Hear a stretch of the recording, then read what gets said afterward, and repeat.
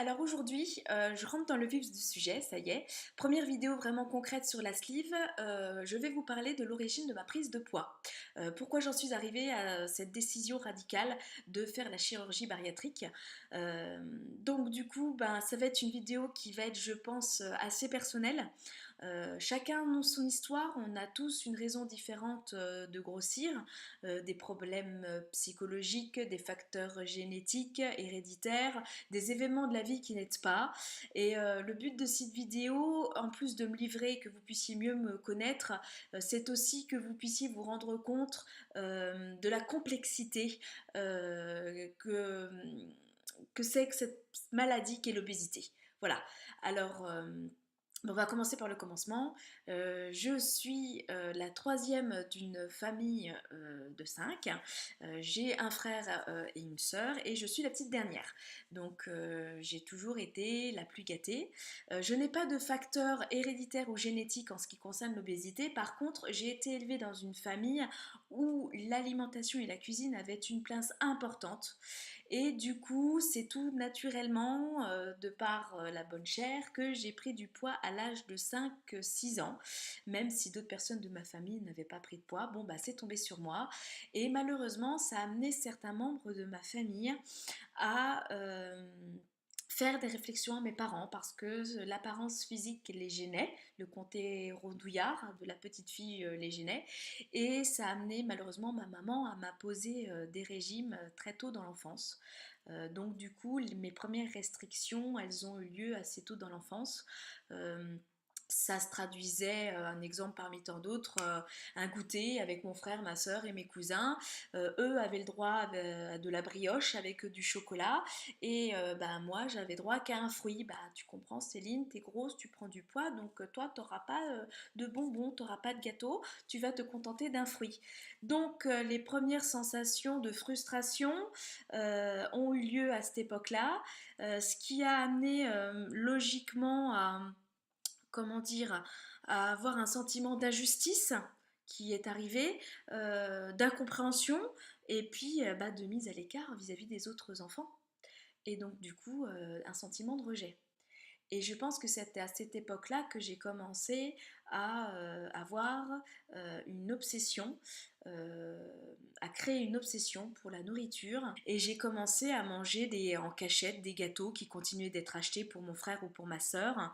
Euh, non pas par faim au départ, mais surtout pour me sentir en fait aimée, me sentir au même niveau que les autres. Bah tiens, moi aussi j'ai des gâteaux, j'ai des bonbons, donc j'ai le même amour de mes parents parce que je mange pareil, tout simplement. C'est à l'origine là même, je pense que j'ai commencé vraiment à prendre beaucoup de poids. Euh, le risque en frustrant un enfant, c'est qu'on lui fait développer après des obsessions. Moi, dans mon cas, ça a été la nourriture, alors qu'au départ, ça n'a pas lieu d'être. Donc malheureusement, je pense que ça a été une erreur au départ de mes parents de vraiment me différencier par rapport aux autres. Je pense que ça n'a pas du tout aidé la suite après de mon développement, on va dire, vis-à-vis de la nourriture. Euh, Malgré tout, j'ai toujours été une enfant gaie, heureuse, et je pense que c'est ce qui m'a sauvée, parce que j'ai toujours quand même eu des amis, je me suis pas isolée, donc je me suis pas renfermée sur moi et j'ai pas développé d'autres troubles comme la boulimie ou pire l'anorexie. J'aurais pu tomber dedans au début de l'adolescence, c'est pas le cas. Alors par contre, en mangeant en cachette, j'ai peut-être développé une sorte quand même de pré-boulimie, on va dire ça comme ça. Je mangeais vite en cachette et du coup je pense que j'ai fait grossir mon estomac et j'ai développé une forme d'hyperphagie, c'est-à-dire de manger beaucoup pour me sentir rassasiée, aimée. C'est ce qui me, je pense, c'est ce qui a fait développer ce truc-là. C'est seulement arrivé au début de l'adolescence, vraiment à 13-14 ans, que le surpoids a commencé à me poser problème à l'école, au collège, les colibets, les moqueries qui sont pas évidentes à gérer, et puis pas de succès auprès des garçons. Et donc là, je me suis dit, bon, va falloir quand même que je me prenne en main, et j'ai fait que ce que je connaissais, c'est-à-dire que je me suis restreinte, j'ai commencé mes propres régimes. un de plus, pris d'un engrenage, et mes parents étaient plus contents d'ailleurs. Ah tiens, Céline, ça y est, elle se prend en main, etc. Mais ça n'a pas empêché la frustration d'être toujours là, avec un gros sentiment de culpabilité derrière, ce qui a fait que j'ai continué à prendre du poids malgré tout, peut-être à le stabiliser un peu, mais en tout cas, malgré tout, toujours continuer à en prendre. Euh, c'est seulement à la fin de mes études supérieures en 2008, j'avais donc 25 ans, ça fait tard quand même, que j'ai commencé à appréhender le problème du surpoids sous un autre angle, de peut-être de manière plus sérieuse et peut-être plus sur le plan médical. Ce qui, entre parenthèses, si mes parents l'avaient fait à l'époque lorsque j'étais enfant, peut-être que les choses se seraient passées autrement. Malheureusement, le discours de l'époque, c'était votre enfant est gros, il faut faire un régime et basta, ça va se régler tout seul, alors que c'est complètement faux. Donc bon, c'était le discours de l'époque qui était comme ça, on va pas refaire l'histoire, mais ça serait probablement passé autrement si ça avait été le cas, si je m'étais fait suivre dès que j'ai commencé à prendre du poids. Donc c'est en 2008 que j'ai vu un diététicien qui m'a proposé donc non plus un régime, mais du rééquilibrage alimentaire. Alors, se méfier de ce joli terme de rééquilibrage alimentaire parce que derrière il y a quand même toujours une notion de frustration qui est dedans. C'est-à-dire que bah voilà, on vous dit que vous devez quand même faire attention, donc c'est-à-dire que vous pouvez manger de tout. Ça, c'est très bien. Sauf, bon, bah, éviter quand même les choses trop grasses, éviter les sucres rapides. Et par contre, pour éviter de trop vous frustrer aussi, on va mettre en place un plaisir par semaine. Comme ça, vous ne serez pas frustré, vous pourrez tenir plus longtemps dans le temps. Bon, très bien. Sauf que moi, ça n'a pas marché top parce que ce plaisir par semaine a fait que je me suis rendue obsédée par ça. Et du coup, bah, arrivé par exemple le mercredi, j'avais envie, je me dis allez, je fais quoi je me fais mon plaisir ou pas. Et du coup, bon, bah, je me le faisais, je me disais, bah mince, j'ai jusqu'à mercredi prochain avant de m'en refaire un autre, est-ce que je vais tenir jusque-là? Donc une grosse forme de culpabilité derrière. Ou sinon, j'arrivais à tenir toute la semaine. Et alors là, oh super, samedi, je vais me faire mon plaisir. Génial, sauf que bah, le plaisir, on s'est frustré toute la semaine et le petit plaisir bah, devient un gros plaisir. Et au lieu de manger un gâteau, on mange tout le paquet. Donc je pense pas que ce soit forcément la bonne solution. Malgré tout, j'ai quand même réussi à perdre du poids. À l'époque, j'ai commencé ce régime, je faisais 88 kilos pour 1,58 m et au bout de 9 mois, grâce aussi à une reprise du sport, je faisais du footing et je m'étais inscrite à une salle de musculation. Au bout de 9 mois, j'en ai perdu une quinzaine puisque je suis descendue à 72 kilos, je crois, ce qui est pas mal. Et je n'ai pas abandonné mon suivi par lassitude ou par manque de motivation. J'ai dû, suite à une séparation amoureuse, arrêter mon suivi parce que je ne pouvais plus voir le diététicien dans la ville où il se trouvait. Bon, bah du coup j'ai arrêté, j'ai pas repris du poids tout de suite puisque vu le contexte, ne vivant pas très bien cette séparation, j'ai continué à perdre du poids. Je suis descendue donc à 69 kilos. Les mois ont passé, j'ai repris quand même un petit peu de poids, faut pas se leurrer, hein, par manque de suivi, mais surtout, il y a des événements de la vie qui ne vous aident pas après, ça peut vous arriver, ça arrive à tout le monde. Moi, c'est arrivé en 2009, avec une maladie grave qui est arrivée à ma maman, un cancer. Première maladie de la famille.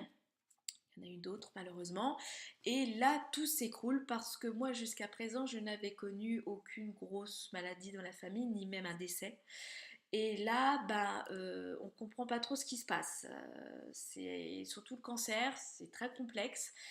J'ai été beaucoup avec ma maman à cette époque-là. Je me suis donc mise un petit peu de côté. Je regrette pas, hein, pas du tout, mais c'est vrai que pour le coup, le poids et l'apparence physique n'étaient plus du tout ma priorité, d'autant plus que je venais également de rencontrer à l'époque la personne qui allait devenir mon mari. Donc du coup, bon, bah, je me suis beaucoup investie auprès de ma maman. Euh, je pense aussi un petit peu je suis retombée dans des schémas d'enfance aussi pour compenser mes coups de blues et je me suis un peu réfugiée aussi dans l'aliment doudou, ce qui a fait que j'ai repris tout le poids que j'avais perdu à mon premier régime et je suis remontée à 88 kilos. Bon, Malgré tout, ma maman s'est remis quand même peu à peu de son cancer et malgré ma reprise de poids, j'ai fini par me marier en 2011. Bonheur qui n'a pas duré très longtemps puisque le cancer de ma maman a repris. Elle me l'a annoncé 3 jours après mon mariage. Elle l'a su quelques jours avant. Elle n'a pas voulu gâcher la fête, entre guillemets. Et du coup, 3 jours après, elle m'a annoncé que son cancer reprenait. Alors pour contrer les mauvaises ondes, mon mari et moi décidions de mettre en route un bébé. J'arrête donc ma contraception. Malheureusement, les mois passent et pas de bébé. Alors c'est à ce moment-là, au mois de novembre, quelques mois après de prise de décision de faire un bébé, que je reprends rendez-vous auprès du diététicien qui m'avait suivi la première fois pour reperdre du poids et maximiser mes chances de tomber enceinte. Euh, alors là, on repart donc dans le rééquilibrage alimentaire, les mêmes principes, hein, les mêmes directives, avec le plaisir par semaine, avec la reprise du sport, et peut-être aussi plus un travail psychologique pour comprendre pourquoi je craque, pour comprendre mon hyperphagie, toute la culpabilité qu'il y a derrière. Euh, et du coup, bah, je finis quand même par reperdre un petit peu de poids. Malheureusement, malgré mes efforts, bah, bébé il est toujours pas là. Bon, malgré un poids de 75 kilos à peu près, donc c'est quand même bizarre. Donc mon entourage me dit que j'y pense trop, me disent que c'est la situation de ma maman qui se dégrade et que du coup bah, j'ai pas la tête à ça, que quand on n'est pas bien, bah, le corps le ressent et puis bah, du coup ça marche pas. Sauf que moi, bah, j'y crois pas. Euh, je prends un rendez-vous avec ma gynécologue et ma gynécologue est du même avis que moi. Et elle me dit, bah écoutez, malgré votre surpoids et le contexte, au regard de votre dossier, il n'y a pas raison que ça ne marche pas. Donc rapidement, elle me demande si mon mari euh, est d'accord pour passer des tests. Et là, j'ai un mari plutôt compréhensif qui met sa virilité de côté et qui décide de faire les tests qu'il faut pour comprendre. Et boum, coup de massue, là on apprend qu'il est impossible de faire un enfant naturellement, tous les deux. Ça venait de mon mari. Et que donc il va falloir qu'on passe par de la procréation médicalement assistée, la PMA, avec une fécondation in vitro. Alors, je ferai une vidéo si ça intéresse des personnes, parce que j'ai aussi fait tout ce parcours-là, qui n'a rien à voir avec le sujet de cette vidéo, donc je le ferai s'il y a de la demande, je ferai une vidéo là-dessus. Donc du coup, eh ben, on nous oriente vers une fécondation in vitro. Bon, malgré tout, je continue, je persévère, je continue mon régime quand même pour stabiliser mon poids et surtout pas reprendre. Et je me lance totalement dans le parcours de la PMA. Surtout que l'état général de ma maman se dégrade assez rapidement et que je sens qu'il va falloir faire vite si je veux bah, qu'elle fasse la connaissance de mon enfant. Du coup, bah, les mois s'enchaînent, je m'investis à fond là-dedans. Pour tous ceux qui savent, c'est un parcours long, difficile. On commence pas les traitements d'une FIV comme ça en un claquement de doigts. Il y a beaucoup d'examens médicaux à faire avant et les rendez-vous sont longs à avoir. Et malheureusement, bah, le temps me rattrape et ma maman finit par décéder début 2013. Euh, à un mois même pas, quelques jours où je commence mon traitement pour la FIV, quoi. Donc, je décide quand même de maintenir la FIV et je commence du coup bah, très vite ce traitement parce que tout recommencer c'est très compliqué, j'étais arrivée au bout. Donc du coup bah, le traitement je le commence, si je me souviens bien, le lendemain de l'enterrement de ma maman. Alors là, c'est assez difficile, je me suis quand même lancée dedans et bonne étoile, un mois après, eh ben, je tombe enceinte. La première fille va marcher et ben, je ne sais pas par quel miracle ou peut-être ma maman, j'en sais rien. Un mois après, je tombe enceinte de mes petites jumelles. Donc là, beaucoup de regrets parce qu'on se dit, à un mois après, j'aurais pu peut-être annoncer à ma maman une bonne nouvelle. Bon, c'est pas le cas, tant pis. Malgré tout, je vis quand même une grossesse Plutôt bien, magnifique grossesse, même sans aucun problème. Peut-être quand même à la fin un peu de diabète gestationnel, hein, logique, hein, voilà, il y a quand même de bébés, il y a quand même une prise de poids. Et à la fin de ma grossesse, je finis par en tout avoir cumulé 20 kilos, ce qui est une prise de poids relativement normale, qui reste dans la normale pour une grossesse gémellaire, c'est-à-dire deux bébés. Euh, je sors de la maternité suite à l'accouchement. Sur les 20 kilos que j'avais pris, j'étais montée à 92, j'en avais perdu 15, ce qui est plutôt bien, et je suis descendue aux alentours des 77 kilos. Donc franchement, c'était plutôt contente. Et c'est seulement, bizarrement, après la naissance de mes filles, quand je suis retournée chez moi, que j'ai pris conscience du vide que laissait ma maman derrière moi. Quand vous avez plus votre maman avec vous alors que vous venez d'être mère vous-même, c'est très dur. Et d'autant plus que je venais d'avoir des jumelles, autant vous dire qu'au niveau de l'organisation, c'est très compliqué, qu'on ne mange pas quand on veut, mais quand on peut, pas du tout à horaire régulière, pas du tout de manière équilibrée. Donc vous rajoutez le vide de ma maman, qu'elle laisse derrière elle, cette alimentation complètement déséquilibrée, et on rajoute à cela mon papa qui ne va pas bien parce qu'il supporte très mal le départ de ma maman, fait que là je reprends énormément de poids, et les 15 kilos que j'ai perdus à la sortie de la maternité, je les ai tous repris 3 mois après ma sortie. Du coup, c'est en mars 2014 que je décide de reprendre rendez-vous une fois de plus vers une diététicienne, là par contre sur Dijon, la ville dans laquelle je suis, pour m'éviter les allers-retours, et que je commence mon troisième rééquilibrage alimentaire. Sauf que là, problème, blocage total, je n'arrive pas du tout à redescendre mon poids. À un poids, même mon poids normal, mon poids d'adulte de 75 kilos, impossible de redescendre, je stagne. Et malgré tous mes efforts, il y a en plus quelque chose qui ne m'aime pas, troisième coup dur, mon papa décède suite d'un AVC à la veille des 1 an de mes filles. Donc là, je touche le fond. Euh, Là, je me dis que décidément le destin m'en veut, que j'aurai jamais une vie heureuse. Enfin bon, et la diététicienne ressent mon appel à l'aide et à la présence d'esprit, du coup, de m'envoyer vers une psychologue. Parce que même si à l'époque je comprenais que j'étais triste et que c'était normal que je le sois, je ne savais pas que j'étais à ce point si mal. Et donc, elle m'envoie vers une psychologue. Et cette psychologue, au-delà du travail du deuil de mes parents, on en arrive à remonter au surpoids de mon enfance. Et au fur et à mesure des séances, le sujet de la chirurgie bariatrique apparaît, parce qu'elle-même, elle suivait des patients opérés de cette chirurgie. Et elle me dit, au regard de votre situation psychologique, repartir dans un rééquilibrage alimentaire, dans une sensation de frustration, de persévérance, vous en êtes tout simplement incapable. Euh, Toute l'énergie que vous avez investie pour vos parents, pour vos filles, vous n'en avez plus du tout pour vous. Euh, Est-ce que vous avez pensé peut-être à cette chirurgie? Moi, à l'époque, j'en avais vaguement entendu parler. Les médias en parlaient tout juste à cause de Laurent Ornac, je me souviens bien, c'était au tout début.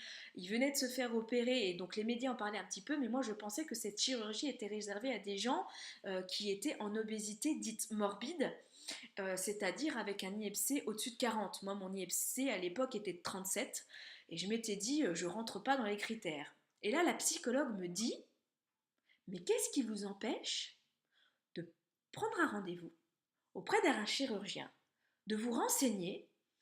Peut-être que vous y avez droit à cette chirurgie, peut-être que vous y avez droit à ce coup de pouce. D'autant plus que ce surpoids vous a emmené quand même à des problèmes médicaux qui sont quand même réels. Vous avez du diabète, vous avez du cholestérol, vous avez des problèmes de dos terribles. Peut-être que vous rentrez dans des critères de chirurgie. Donc là, moi, je me lance, je prends rendez-vous auprès du chirurgien que vous voyez dans le reportage France 3. Je parle avec lui et au bout de quelques temps, il me dit, mais vous savez, vous rentrez dans les critères du chirurgie. Alors, certes, il va falloir que vous preniez beaucoup de rendez-vous auprès de médecins spécialistes. Certes, il va falloir passer des examens médicaux, beaucoup. Il va falloir l'accord de la sécurité sociale. Mais si tous ces examens sont OK, je vous opère d'ici 4 à 6 mois. Ouh. Alors là, enfin une lumière au bout du tunnel. Enfin quelqu'un qui me dit que je peux peut-être y arriver. Quelqu'un qui me dit qu'il va vraiment, qui va m'aider, qui va me donner un coup de pouce, que je le mérite, que j'ai fait mes preuves.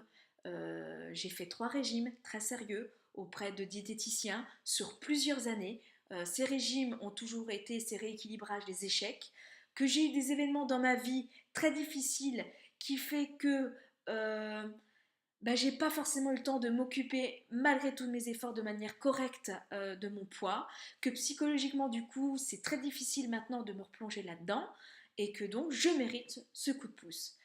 Et c'est là que commence le fameux parcours du combattant, terme qu'utilise beaucoup d'opérer avec cette chirurgie, tous les examens médicaux à faire avant, et là ce sera dans ma prochaine vidéo, parce que la vidéo de l'origine de ma prise de poids arrive à son terme.